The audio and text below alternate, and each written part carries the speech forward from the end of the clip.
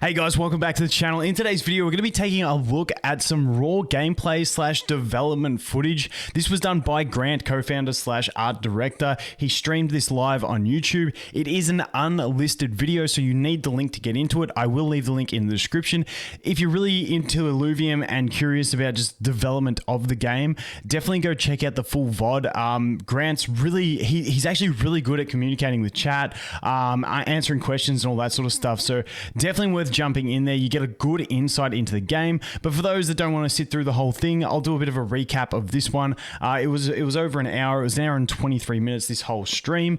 He has since done, this was about 30 hours ago, and then probably about 8 hours ago, or close to 12 hours ago, he did do another stream where he was designing the Leviathan Arena. Now, I'm not going to incorporate that into this video, but I will, if he does lots of these streams, I will take key points out of them. But for now, we're going to look at all the key points from this one, because there is a lot of interesting stuff that he does bring forward in this video. And like I said, I just wanted to get through some of the key points. I took some timestamps, which I did leave in the video, so you can see I dropped that 23 hours ago, and you can go around if you just want to have a look without me talking. You can check out those timestamps.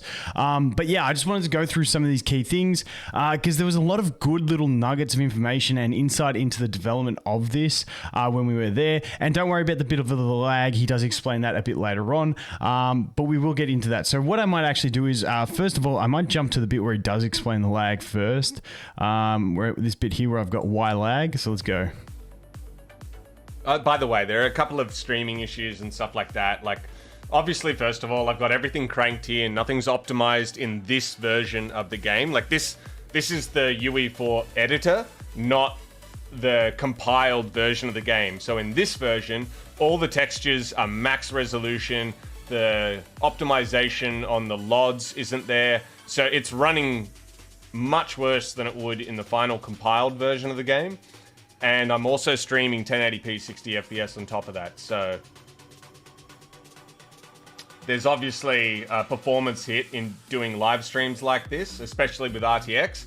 But if I disable RTX, right, the game looks, in my eyes, not close, but good enough where it still looks amazing. And the FPS is just fucking buttery smooth. So there you go. Technical mumbo jumbo.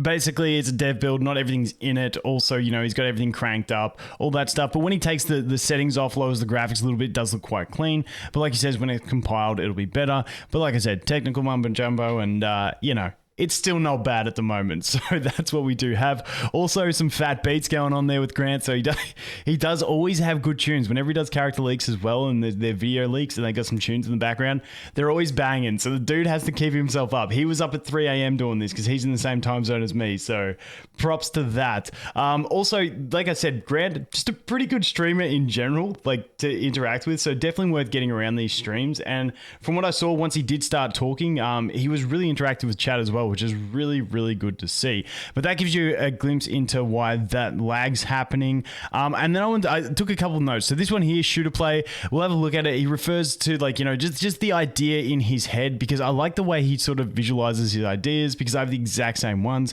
around like the catching alluvials. So here we go. There's like bugs, like you see when I zoom in, there's like a bug that like slows it down. That's just like some problem that's got to go. But it's like in the trailer, right? We had that scene where she like runs around a corner and zooms in and fires a tracking dart at one of the alluvials. So now imagine there's an alluvial running away from you and you like run around the corner and you're like trying to get that shot off, fire, you hit it, it's a holographic encounter, you're charging in, you got 10,000 viewers on stream live, waiting to see you capture a $100,000 NFT.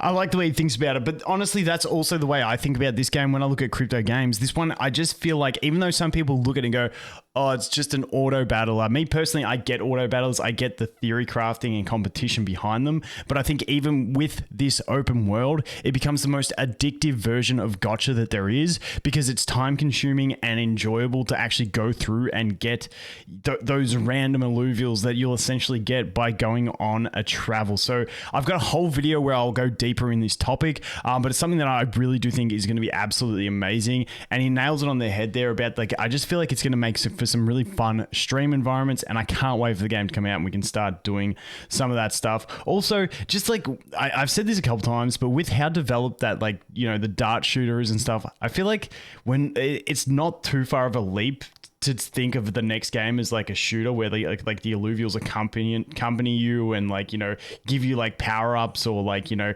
like cooldowns, like your Ramfire comes out and does some big AoE damage. I feel like that is a thing that could be. This is just me spitballing, obviously, but I just feel like the fundamentals are already there. The maps are already there. Let's just shoot other people with the darts instead.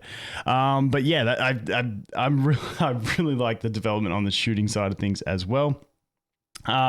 Next up, we're going to jump here. This one talks about the plant upgrades to come. Something that's just going to make it more immersive. I just thought it was a really nice thing to touch on as well. With the rest of the team doing their thing, adding in all the little subtle things. We've got procedural plant generation to add up the top.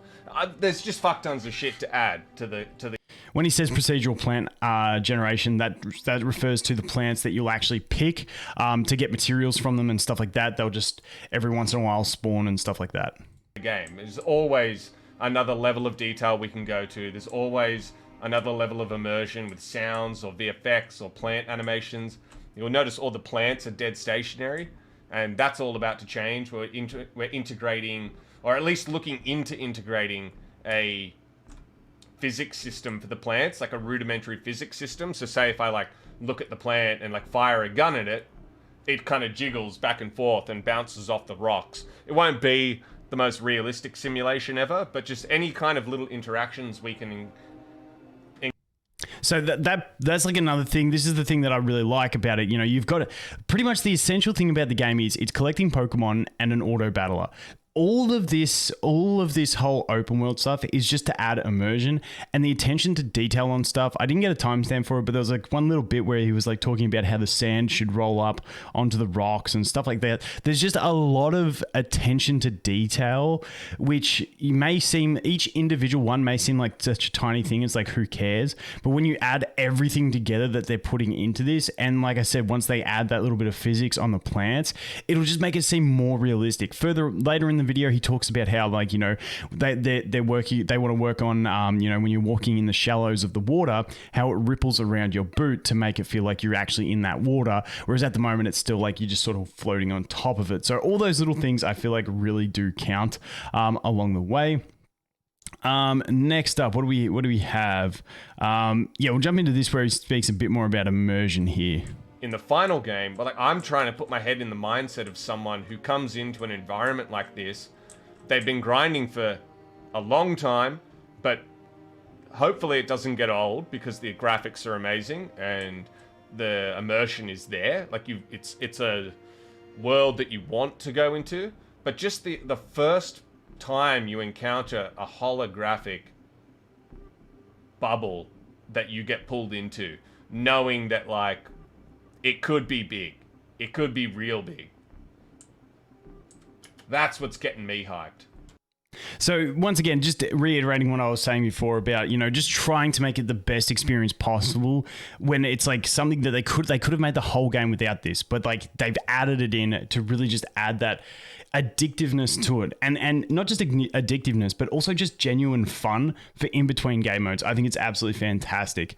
Moving on to the next one, this is one where he talks about different builds. I won't jump to that because I sort of summarized it. He basically just talks about how in some of the character leaks we've seen like updated Mozart and stuff like that, but it's not in this build because they all work on different builds at different times, and then at the end they bring everything together and it all comes into one. So this one is, like I said, the set dressing build, and that's the main side behind it.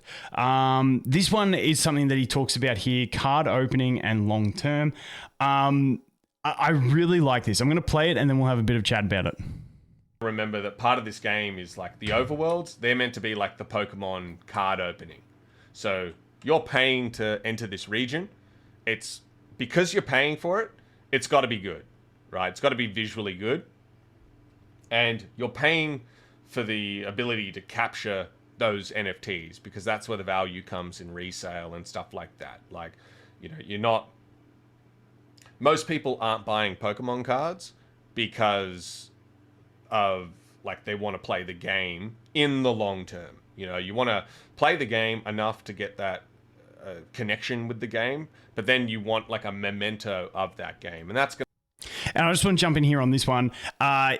Obviously, like I'm very passionate about competitive play as well. And I agree in Pokemon, a lot of the majority is more that collectors, that trading, because that's where Pokemon has sort of shifted. For things like Magic the Gathering and Yu-Gi-Oh, they were much more competitive, where I think the competitive side of things happens. But the good thing is, if you don't want to go through this process, and I've got like a whole video planned, I actually recorded it a few days ago, but I want to make some changes to it, talking about the pack opening side of things, because essentially what this is, instead of just, pressing a button and opening a pack and getting your Illuvials, you're going on this travel and you're having this immersive experience to open that pack. And I think, like I said, it's going to add that added effect. However, for players that don't care about that and don't enjoy it and don't want to spend the time, you can just buy the Illuvials off the market anyway. So there is that option as well. Like I said, I'll make a whole probably 20-minute video talking about this topic because I'm very passionate about it. But let's continue with what he's saying. It's going to be the NFTs. So the NFTs have to be good. We're working on all the artwork, trying to finalize all the characters for the private beta. We've got about 3 to 4 to go, and when you come into an overworld, we're not trying to advertise this as Horizon Forbidden West or Tomb Raider, because we just don't have the time to implement crazy mechanics that could potentially make the game not as interesting or cause issues. We're trying to, our mentality is, how do we make the most functional, polished game that's bug free in the time frame or around about the time frame we set out to achieve. No 3-4 year delays like Cyberpunk. And if it's not enough, at least we can add to it. But if the game sucks, then people don't want to play it. They don't. So this was a really good insight. I really like this because often in my videos I do get comments like that whole, it's just an auto battle or it's shit. It looks like it is this AAA, all that sort of shit. And I like, the thing for me is like, this perfectly summarizes what they're doing. They're trying to make something that looks good, gives immersion, and makes people love the IP, and then they can expand from there. You don't want to... It's also a thing where, this stuff's all new. It's a sort of new sort of market where you want to get something out there to have that bit of a first mover advantage.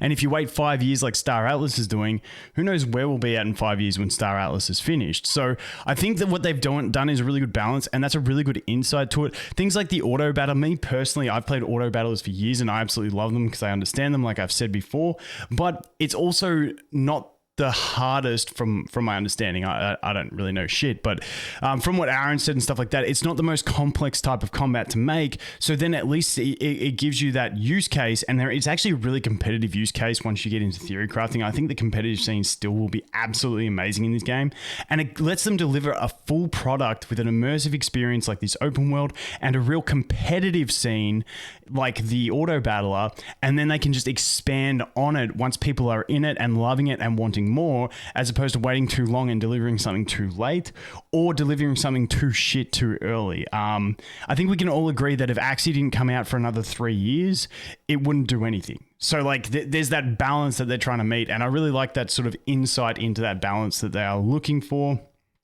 Next up, I want to just look at the game dev structure. You had to speak about this. Barely. The good thing about our game development is Kieran, we're all, my brothers and I, we're very good, and we've learned how to stay in our lanes, basically. So in terms of the corporate structure, Aaron's dealing with all the game devs and the production side of things. I'm dealing with all the artists. Kieran's dealing with all of the mainstream community stuff and the business-related stuff with sales and things like the land sale and stuff like that, working with Danny. And because we all stay in our lanes and trust each other, there's not this wacko structure where the artists are getting told what to do by Kieran, who has no idea what he's doing in terms of art, and I'm not sitting there trying to talk about how to change the tokenomics in the community. And that's something I wanted to touch on. He does go into a much longer chat about it, but that was basics, the basics that I wanted to get across. I feel like the structure of the team is working really well and doing well. And in my interview with Grant, we spoke about, how he's he doesn't care about where from the world they are. He wants to pay them a decent wage because everyone wants to be incentivized. And I feel like their structure, along with just the general morals that they go into it with, are making a get you these results in such a short time span, because people are then now incentivized. And I think this is the way not just gaming but everything will start to go once more things become tokenized in the world, and people contributing to it are getting a return based on how well the project goes. You're just going to get much better quality work across the board. And like I said, not just talking about games, I'm talking about anything. And the more incentivized you are to do something, the better a job you're going to do, as opposed to someone who's getting paid a fixed wage and they could be earning a company millions of dollars, but just getting their fixed wage. If you incentivize people based on the performance, you're going to get better results and faster results. And that's why I think development of just about everything is going to just go through the roof with this whole implementation of crypto and the blockchain, and that incentive added to workers. I think it's absolutely fantastic.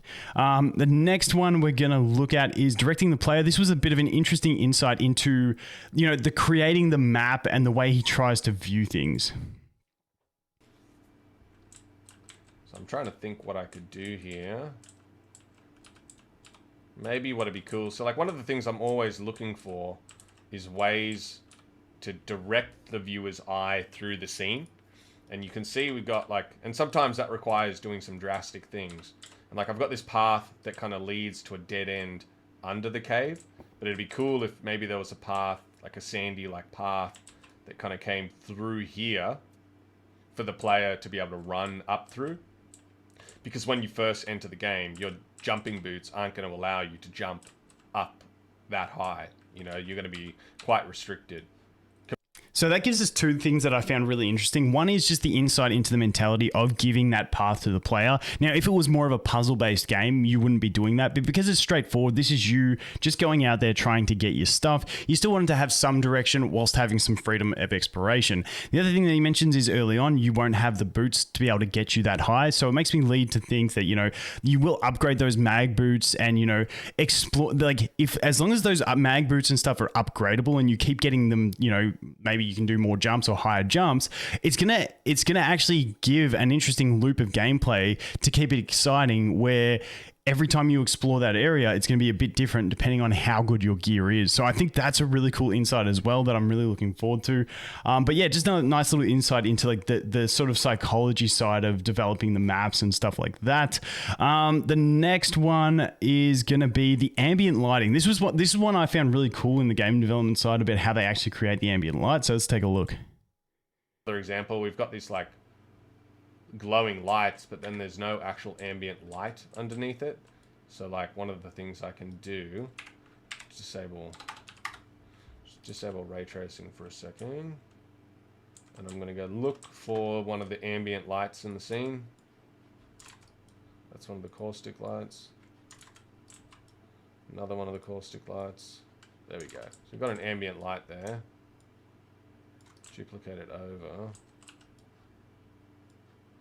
Pull that in there and then change the color of it. And you're faking the ambient global illumination bouncing around from the light. So with that one, he goes on to talk about, it's not like some mathematical science that they use to be these crystals are giving off light. They just get this one light source that's centered around that's an invisible source, and it just shines a light out. And even the color, it's not tuned to the actual object that's letting the light out. It's you just got a slider and you choose the color, you choose the brightness, and away you go. So it was really interesting when he went through all that. And then he even went in and did this one here, which is that first one that we did look at. And you can see you can change it to more of a warmer light to get a different effect. And I just thought that was a really cool insight into how they actually do that sort of thing inside the game.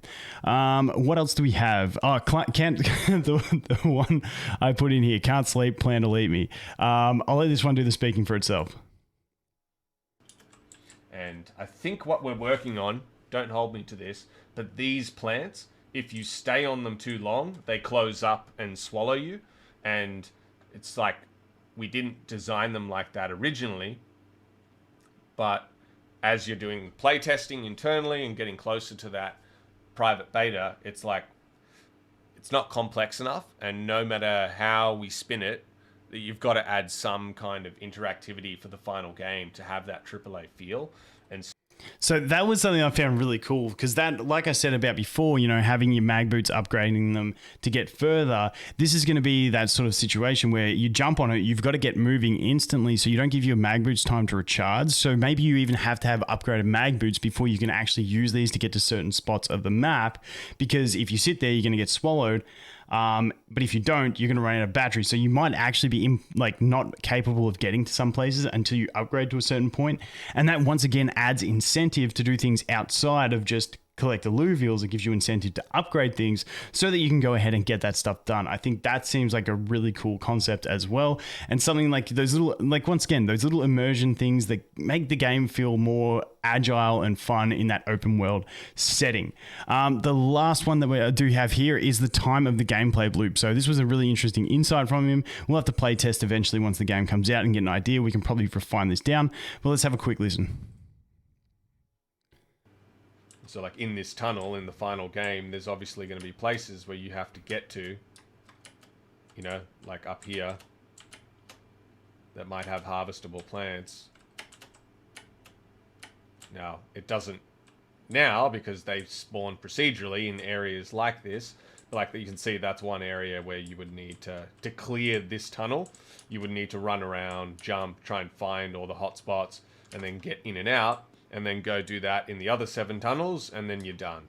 And by the time you do that, it might seem like we can get through this tunnel fairly quickly by sprinting and jumping and stuff like that, but it's about an hour. It's about 40 minutes to an hour to mine the plants and minerals and capture some alluvials and then get out.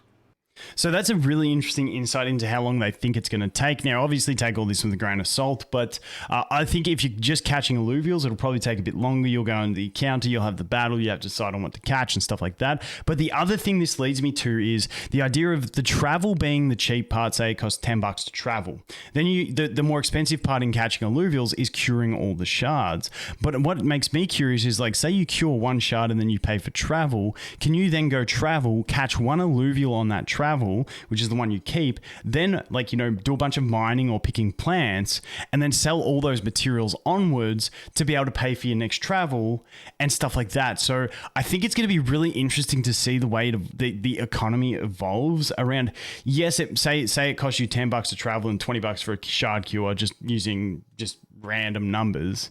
How much of that will you be able to recoup by just using your energy on mining or picking plants? I think it's a really interesting dynamic because for me personally, and for a lot of people that I think that have SILV stored, you might not want to be doing the mining and the plant picking because you just want to go catch those alluvials, and then you'll be happy to pay for all those other things. So the people with not as much in-game credit or not as much, not willing to spend as much, maybe they put in that time to grind out those things that the other people spending don't want to do.